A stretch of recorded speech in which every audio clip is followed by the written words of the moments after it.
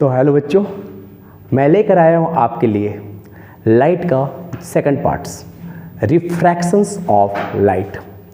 रिफ्रैक्शंस of light क्या होता है, पहले हम लोग इसके बारे में समझते हैं कि ये कंसेप्ट कहाँ पे यूज होता है। आपने नाम सुना होगा टेलीस्कोप्स का।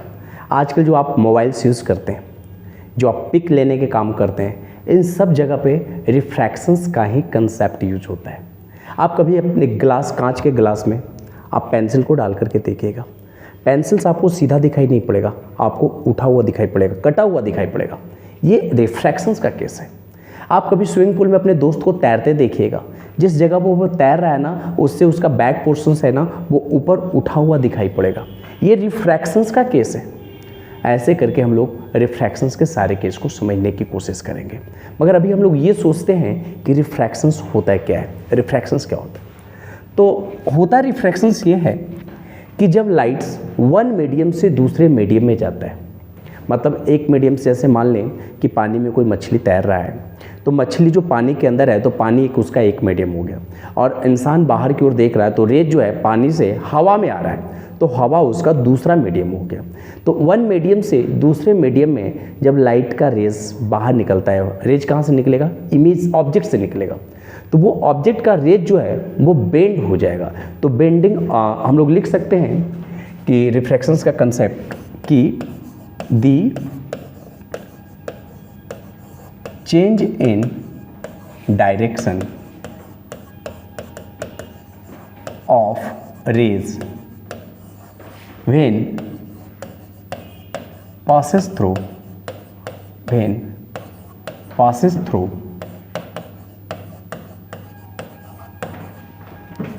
one transparent medium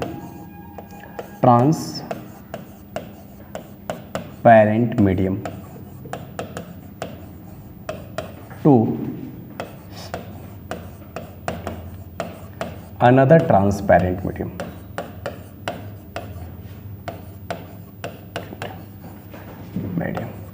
एक ट्रांसपेरेंट मीडियम से दूसरे ट्रांसपेरेंट मीडियम में जब रेज जाएगा तो लाइट का जो पाथ है, रेज का जो पाथ है वो बेंड कर जाएगा। ट्रांसपेरेंट मीडियम का मतलब क्या होता है, जैसे ट्रांसपेरेंट मीडियम में हम बात करेंगे तो वाटर की बात कर सकते हैं, हम बात कर सकते हैं एयर की बात कर सकते हैं, हम बात कर सकते हैं ग्लास की बात कर सकते हैं, हम बात कर सकते हैं केरोसिन की बात कर सकते हैं, हम बात कर सकते हैं बेंजीन की बात करेंगे। ये आपका ऑर्गेनिक सॉल्वेंट है बेंजीन। तो ये सारे के सारे ट्रांसपेरेंट मीडियम है। तो वन मीडियम से दूसरे मीडियम में जाएगा तो लाइट का जो पाथ है वो क्या हो जाएगा, बेंड हो जाएगा। अब हम लोग बात करते हैं कि इसमें कुछ टर्मिनोलॉजी है, उस टर्मिनोलॉजी को सीखने की कोशिश करते हैं। जैसे मान लें कि ये अपने पास एक मीडियम ऊपर है, इसको मैंने M1 से रिप्रेजेंट कर दिया, और एक मीडियम आपके पास M2 है। कोई भी मीडियम हो सकता है, मैंने कुछ ऐसा नहीं लिया है कि एयर है कि वाटर है कि ग्लास है, कोई भी मीडियम हो सकता है। तो मीडियम जब रेज अपना वन मीडियम से दूसरे मीडियम में आएगा, तो देखिए ये मान लीजिए अपने पास रेज आया, और ये जब भी बेंडिंग जो होगा ना वो सरफेस से होगा, जहाँ पे मीडियम्स दो पार्ट्स में बढ़ रहा है ना वहीं पे बेंडिंग होगा, मतलब बेंडिंग का पार्ट्स यहाँ से होगा, ना कि हवा में बेंडिंग हो जाएगा, ऐसा नहीं हो सकता है।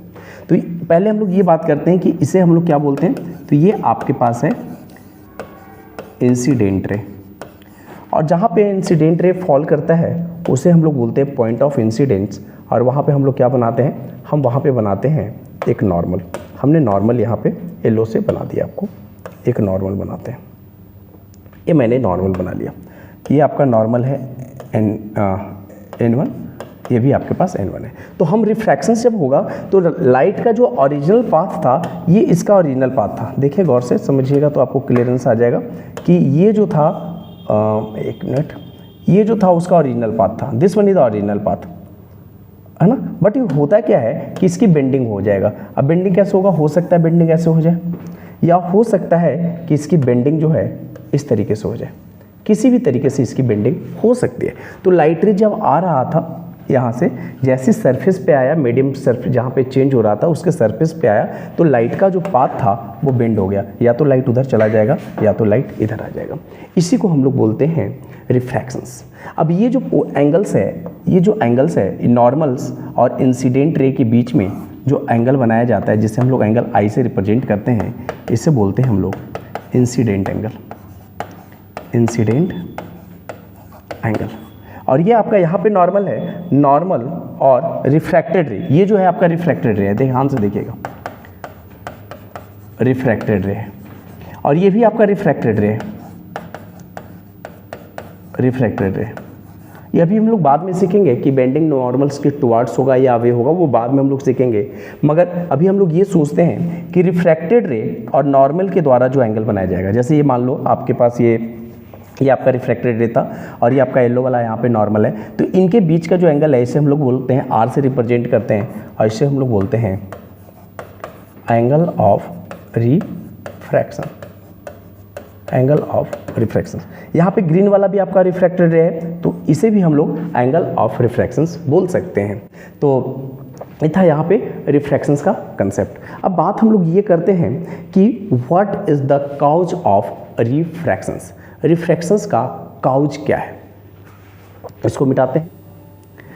आया कि what is the cause of refractions. तो होता क्या है कि जब लाइट रेज वन मीडियम से दूसरे मीडियम में जाता है, जैसे हमने आपको यहाँ पे लिया कि एक अपने पास एक मीडियम ये है, तो ये आपके पास M1 है और M2 है। तो जब लाइट रेज वन मीडियम से दूसरे मीडियम में जाएगा तो उसकी स्पीड जो है वो चेंज कर जाएगा। मतलब ये चेंज किसके कारण हुआ, मीडियम के कारण हुआ। तो हम लोग इसको लिख सकते हैं कॉज ऑफ रिफ्रैक्शंस में कि कॉज ऑफ जो रिफ्रैक्शंस हो रहा है वो रिफ्रैक्शंस किसके बेस पे हो रहा है, on the basis of medium हो रहा है। इसको लैंग्वेज में हम लोग लिख लेते हैं, लैंग्वेज लिखेंगे कि speed of lights depends on medium, speed of light depends on medium. जैसे एक मीडियम में जा रहा है तो उसकी स्पीड अलग हो सकता है, दूसरे मीडियम में जा रहा है तो उसकी स्पीड अलग हो सकता है। तो speed of light depends on mediums and medium जो है, medium is main cause, medium is main cause of refractions. Medium ही वो कॉज है जिसके कारण रिफ्रैक्शंस होता है, क्योंकि जब मीडियम्स में लाइट रेज जब जाएगा तो उसकी स्पीड क्या हो जाएगा, चेंज हो जाएगा। और स्पीड चेंज क्यों हुआ, क्योंकि मीडियम से अलग था, वन मीडियम से दूसरे मीडियम में जा रहा था तो उसका स्पीड क्या हो गया, चेंज हो गया। तो मीडियम को चेंज होना ही क्या कहलाता था, मीडियम को चेंज होने से वेलोसिटी चेंज हो जाएगा due to cause of refraction. हम लोग लिख सकते हैं, एक और पॉइंट लिख सकते हैं कि change in velocity, change in velocity because change in velocity of light rays because मैंने because ये लिख दिया because velocity depends on medium, because velocity depends on medium। Velocity किस पे डिपेंड करता है, मीडियम पे डिपेंड करता है। जितना ज़्यादा मान लीजिए कि बाद में हम लोग बात करेंगे कि ऑप्टिकल डेंसिटी क्या होता है, रेयर डेंसिटी क्या होता है, रेयर मीडियम क्या होता है, ऑप्टिकल मीडियम क्या होता है। मगर ये ध्यान रखिए कि यदि मीडियम से आपके पास उस मीडियम से लाइट रेज पास करवाया जा रहा है तो लाइट की जो स्पीड्स है वो डिपेंड करता है मीडियम पे। जैसे वैक्यूम में आपने नाम सुना हो, वैक्यूम के बारे में जाने होंगे, एयर के बारे में बात किए होंगे, वाटर के बारे में बात किए होंगे, ग्लास के बारे में बात किए होंगे। हर जगह पे वेलोसिटी ऑफ लाइट जो होता है वो अलग अलग होता है। क्यों अलग अलग होता है, क्योंकि हर जगह पे मीडियम जो है वो अलग अलग है। वैक्यूम में कोई भी पार्टिकल्स अवेलेबल नहीं है, एयर में पार्टिकल्स अवेलेबल है, ग्लास में भी पार्टिकल्स अवेलेबल है मगर उसके पार्टिकल्स का नेचर अलग होगा, वाटर्स में भी वाटर पार्टिकल्स अवेलेबल होंगे, उसका नेचर अलग होगा। तो नेचर्स अलग होने से मीडियम्स का, उसमें स्पीड ऑफ लाइट जो है वो वेरी कर जाता है, चेंज हो जाता है। और स्पीड ऑफ लाइट को वेरी होने के कारण ही क्या होता है, रिफ्रैक्शंस होता है। अब बात करते हैं नेक्स्ट पॉइंट की। नेक्स्ट क्वेश्चन यहाँ पे जनरेट होता है और क्वेश्चन ये है कि why is the speed of light cause refractions of light. Why a speed of light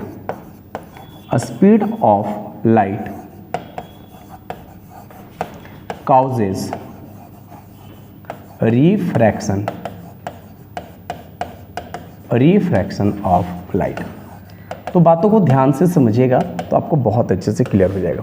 जैसे मान लीजिए कि ये आपके पास एक मीडियम है, ये आपके पास मीडियम है M1 और ये मीडियम है M2। हमें पता है कि डिफरेंट रेज के वेलोसिटी डिफरेंट होते हैं। जैसे रेड का वेवलेंथ सबसे ज़्यादा होता है, दैट्स वाई उसकी वेलोसिटी भी क्या होता है, सबसे ज़्यादा होता है। वायलेट का वेवलेंथ सबसे कम होता है तो उसकी वेलोसिटी भी क्या होता है, सबसे कम होता है। तो होता क्या है कि जैसे ही मान लीजिए कि हम यहाँ पे दो रेज को जाते हैं, एक रेज को मान लीजिए एक रेज हमारा यहाँ से फॉल करता है रेड, ये हमारा रेड है, और एक हमने ले लिया यहाँ से वायलेट, ये ले लिया मैंने वायलेट।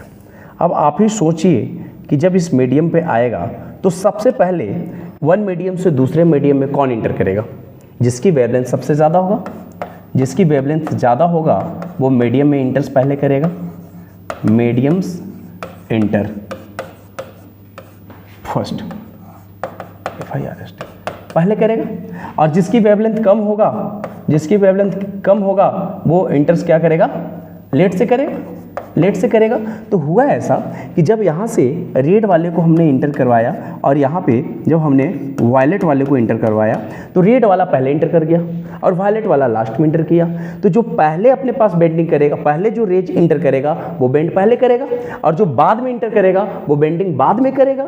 तो इसी कारण हम लोग बोलते हैं कि जो रिफ्रैक्शंस का जो मेन काउज है वो काउज है वेलोसिटी, कि किसकी वेलोसिटी कितना ज़्यादा है। स्पीड ऑफ लाइट या speed of ray decide the रिफ्रैक्शंस।